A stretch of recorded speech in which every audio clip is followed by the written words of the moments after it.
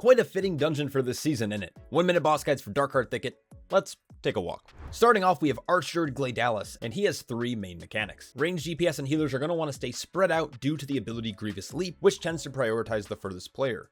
Upon Glaidalis landing, he will deal direct damage to any player hits, and apply a pretty heavy bleed. This bleed is permanent, but can be removed once the player is healed above 90% health. Tanks and melee players will want to watch out for the Primal Rage cast. This will deal moderate damage and knock the tank backwards. Following this, Glaidalis will then shift into a bear, charging the tank, dealing damage to anyone in his path. Lastly, Nightfall will spawn swirls that should be avoided.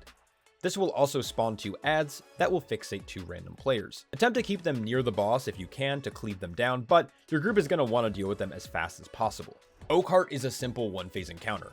Tanks will want to be sure to aim him away from the group due to the Nightmare Breath frontal. And it goes without saying that players should not stand in front of the boss. Throughout the fight, Oakheart will spawn Strangling Roots. These are dormant adds that will have a health pool. Players will want to avoid stepping on these, or they'll be rooted for 1 minute, or until the root is destroyed. Funnel DPS can use these roots to their advantage though for some extra damage. During the fight, Oakheart will also cast Shattered Earth, which will knock players away and deal moderate damage. Put yourself in a position to avoid getting rooted.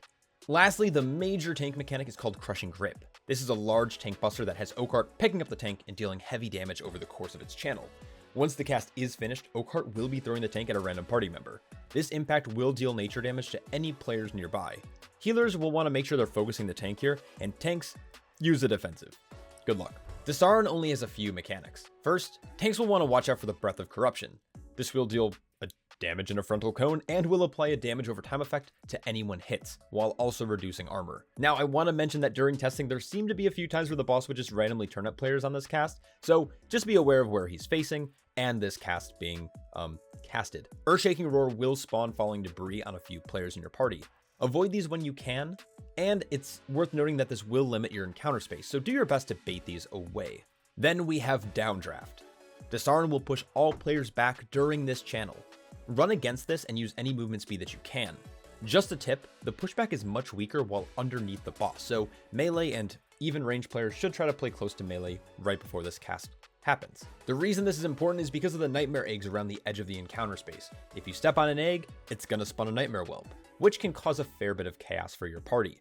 If this happens, tanks, you're gonna want to pick up threat and defeat them as soon as possible. Simply rinse and repeat. Last but not least, we have our sweet sensual goat man, Xavius. This boss, I believe, is actually super unique, but I would describe him as having just 2 main mechanics.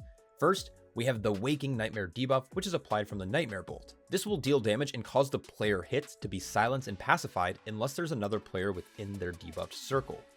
This is really easy for melee DPS to counter, but casters are going to need to either be in melee or find another caster buddy.